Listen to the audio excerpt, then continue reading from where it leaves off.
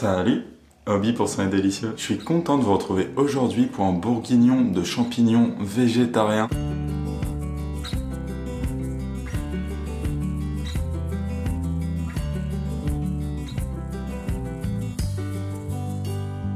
Beaucoup plus rapide que le bœuf bourguignon, cette recette est une alternative sans viande délicieuse. La recette nous vient du site Del's Cooking Twist. Merci beaucoup. Sur ce, j'enfile mon plus beau tablier et je vous retrouve derrière les fourneaux.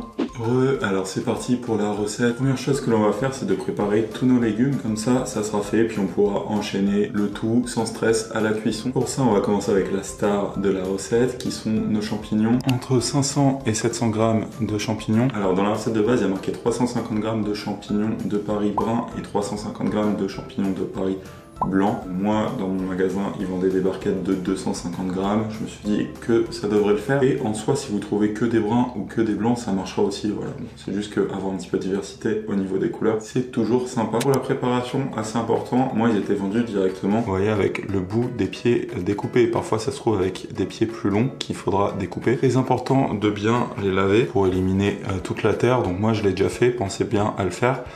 Et petite note, certaines personnes enlèvent le pied là, vous voyez en fait si vous tirez dessus, ça s'enlève et vous pouvez garder que la tête, et ça certaines personnes soit le jettent, soit l'utilisent dans des soupes, enfin dans des veloutés, ce genre de choses. Moi ce que je vais faire, c'est que je vais les laisser dans cette recette, comme ils vont mijoter, ils seront bien tendres, ça fait moins de gâchis, c'est plus pratique, donc je vais tout mettre ensemble. Au global ils sont assez petits, alors notamment les blancs, ils sont tous voilà, d'une taille qui me convient. Si vous en avez des plus gros, vous pouvez les découper. Par exemple, ici des marrons, j'en ai quelques-uns qui sont un petit peu gros. Donc voilà, je vais tout simplement prendre les plus gros puis les découper. Alors vous pouvez les découper en 2 ou en 4, selon vos préférences. Histoire de les faire un peu de la taille d'une bouchée, quoi. Au passage, pour cette recette, lavez-les bien les champignons, mais pas besoin de les éplucher. Comme on va les mijoter, on veut garder la peau. Ça va leur permettre de mieux tenir voilà, pendant qu'ils mijotent. Ensuite, les champignons, on va les mettre sur le côté pour le moment. Puis, on va préparer un bouquet d'oignons grelots, également appelé oignons de printemps. Si vous n'en trouvez pas, vous pouvez le remplacer par un oignon qu'on cuira un petit peu différemment, mais je vous dirai plus tard quand cuira. Si vous en avez, c'est super. Alors pour la préparation, là je les ai pas encore lavés parce qu'en fait ce qu'on fait, c'est qu'on va d'abord les découper. Vous voyez, vous en prenez un comme ceci, vous découpez évidemment les zigouigouis là, je sais pas comment ça s'appelle, les fils, hop, ça on jette. Et ce qui est au niveau de la tige, c'est super bon et ça se mange. On l'utilise pas dans cette recette, mais la jetez pas. Vous pouvez soit la jeter à vos poêlées de légumes, soit tout simplement en salade. En fait, crue, c'est très bon. Dans la cuisine asiatique, c'est souvent utilisé pour finir les plats en décoration. Voilà, vous les émincez. Et puis vous mettez par exemple sur du riz, ce genre de choses. Là, ce qu'on va faire, c'est juste découper comme ceci. Ça, on garde pour une autre recette. Et l'oignon grelot, quand vous le découpez, vous voulez, voilà, le coupez pas trop à ras. Gardez un tout petit peu de tige, vraiment pas beaucoup, en fait ça permet à l'oignon de se tenir. Ce qu'on va faire, ces oignons, c'est qu'on va les laver à l'eau claire, et s'ils sont trop gros, vous les découpez en deux. S'ils sont d'une bonne taille, moi ici c'est une bonne taille, vous pouvez les laisser tels quels. Généralement ils sont vendus par botte, donc voilà, moi je vous recommande d'utiliser une botte, sinon la recette indique 200 grammes. Et vous voyez, lui par exemple, il est un petit peu gros, donc ce que je vais faire, c'est que je vais le découper comme les autres, et puis en plus, je vais le redécouper en deux. Voilà, comme ceci, et on obtient quelque chose d'une taille qui nous convient un petit peu plus. Voilà, les oignons nouveaux sont lavés et prêts à être utilisés, donc on va les laisser sur le côté pour le moment. Ensuite, on va préparer 2 échalotes que vous allez tout simplement émincer.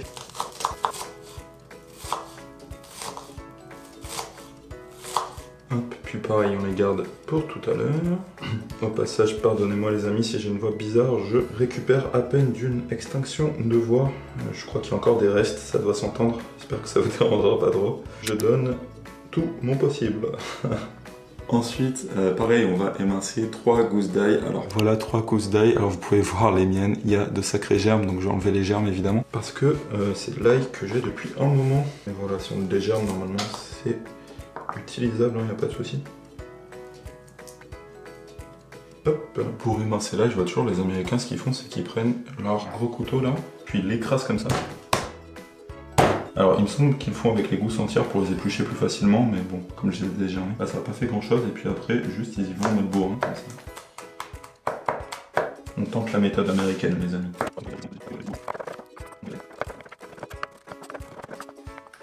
Voilà, là ils sont forts ces Américains quand même. Enfin, je dis ça, si ça se trouve, c'est comme ça que vous faites aussi. Ça marche très bien, moi je vous recommande d'essayer, hein, si jamais vous voulez. Dans tous les cas de l'ail, on va le... Pardon, on va le mettre sur le côté également. À chaque fois je vous dis, on met sur le côté. Pour le moment, en fait, on met tout sur le côté. C'est juste que comme ça, quand on va passer à la cuisson, on aura tout prêt et pop, pop, pop. Pas de stress, on pourra cuisiner tranquille, tout ajouter. On n'aura plus rien à découper. Voilà, sur le teco. 3 carottes épluchées si vous voulez. Moi, elles sont bio, je vais laisser la peau. On va juste enlever les extrémités, puis vous les découpez en morceaux. Alors, soit vous faites des rondelles, soit des morceaux. Moi je vais faire la japonaise, là, des petits morceaux comme ça.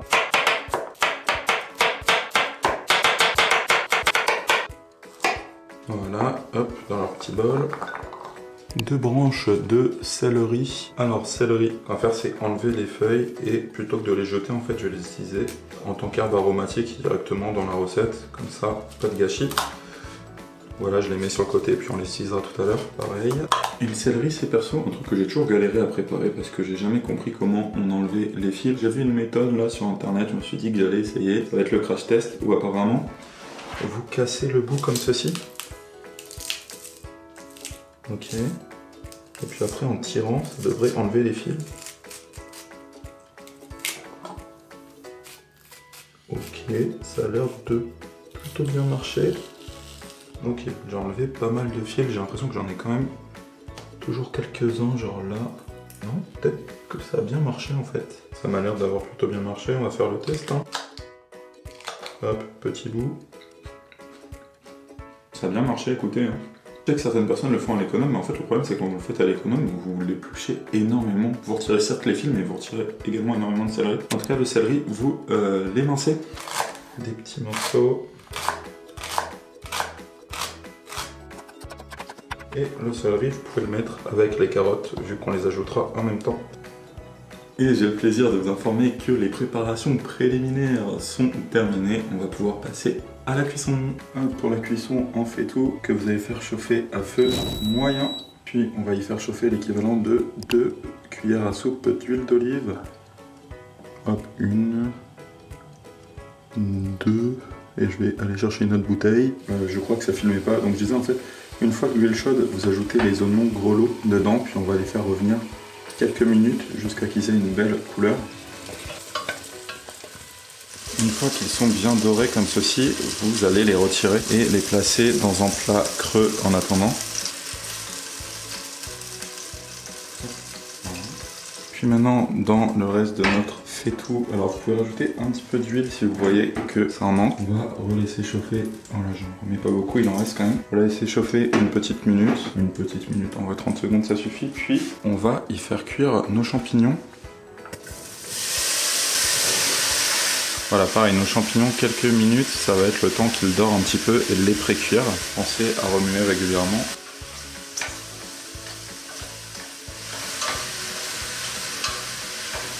Ah, l'odeur des champignons, j'adore, ça sent trop bon. Voilà, au bout de, je dirais, une dizaine de minutes, pareil, on va les retirer et les ajouter avec nos oignons. Donc voilà, en fait, on les réintroduira plus tard. À noter que moi, je fais tout dans le même plat en les retirant, mais en vrai, vous pouvez, si vous voulez, les cuire en parallèle. Ça vous fera 2 plats, ça fait un petit peu plus de vaisselle, mais bon, comme ça, vous n'avez pas à attendre entre chaque étape. C'est comme vous préférez. On veut surtout, c'est pré-cuire nos champignons et récupérer, voilà, toute cette eau de champignons. Ça, c'est un concentré de saveur, les amis. Toujours est-il que ça, on le jette pas, on le laisse dedans. On baisse à feu doux. On est à feu moyen, on va baisser un petit peu. Vous rajoutez l'équivalent d'une cuillère à soupe d'huile d'olive. Et puis, on va y faire revenir nos échalotes. Voilà. Puis notre céleri et nos carottes. Hop. Donc on va faire revenir ça environ 5 minutes, le temps que les carottes s'attendrissent un petit peu. Et pendant qu'on laisse revenir, évidemment, pensez quand même à remuer assez régulièrement. Donc voilà, environ 5 minutes. Au bout de 5 minutes, on rajoute notre ail. Voilà. Et puis on fait revenir le tout 1 minute supplémentaire. Ensuite, on va ajouter 2 cuillères à soupe et demie de farine. Alors moi, j'utilise de la farine de blé semi-complète ici. Vous pouvez utiliser la farine que vous avez, hein. La farine blanche, ça marchera très bien. Sinon, remplacez par de la maïzena pour une version sans gluten. Une belle cuillère à soupe de concentré de tomate. Vous ajoutez au reste. On va venir mélanger tout ça. Ensuite, on ajoute 360 ml d'eau. 360 ml de vin rouge, alors si possible de Bourgogne. Et la règle, c'est n'utilisez pas une bouteille super chère vu qu'on va la cuire, mais il faut quand même que vous puissiez la boire, parce que si elle est infâme au point que vous ne puissiez pas la boire, ça aura un impact négatif évidemment sur la recette. Donc voilà, une bouteille pas super chère, mais pas non plus au point que vous ne puissiez pas la boire. Et c'est pareil, ça va être 360 ml. Une dose de concentré de bouillon de légumes. Vous pouvez également mettre un cube de bouillon de légumes si c'est ce que vous utilisez. Ou utiliser directement un bouillon fait maison, hein, évidemment, à la place de l'eau. Pour les herbes aromatiques, on va mettre nos feuilles de céleri, du romarin, une feuille de laurier. Vous pouvez également ajouter du thym si vous en avez, moi j'en ai pas. Bon, là on intègre nos champignons et nos oignons qu'on avait pré-cuits. On va mélanger le tout. Et puis on met en couvercle à moitié dessus, voilà, comme ceci, pas entièrement fermé. Et on va laisser cuire 30 à 40 minutes. Donc en fait il faut qu'on surveille que les carottes soient bien cuites. La sauce doit épaissir. Si jamais elle épaissit trop, on ajoutera un petit peu d'eau pour la délier un petit peu. Donc voilà, 30 à 40 minutes en surveillant quand même de temps en temps ce que ça donne. Et voilà, au bout d'une quarantaine de minutes, vous retirez tout simplement les herbes aromatiques. Et puis vous pouvez servir avec du persil frais ciselé et accompagné par exemple d'une purée à faite maison. Voilà, ça sera très très bon.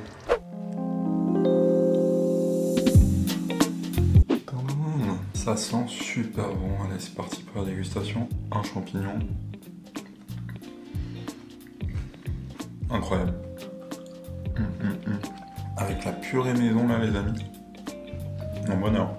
Aujourd'hui c'était une recette quand même pas mal différente de ce que je vous propose d'habitude, j'espère que ça vous aura plu, en tout cas c'est super bon. Si c'est le cas, n'hésitez pas à me le faire savoir dans les commentaires et avec le pouce en l'air, ça vous prend 2 secondes, mais ça m'aide énormément, alors merci beaucoup à tous ceux qui prendront le temps de le faire. Si vous n'êtes pas encore abonné à la chaîne YouTube les amis, je vous invite à le faire, c'est gratuit. Et comme ça, si vous appuyez sur la petite cloche, vous serez mis au courant des prochaines recettes qui sortent. Il y en a 1 à 2 par semaine, donc voilà, ça serait dommage de les louper.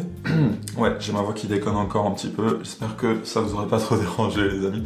Sur ce, je vous dis à la prochaine. D'ici là, prenez soin de vous et je vous fais des bisous.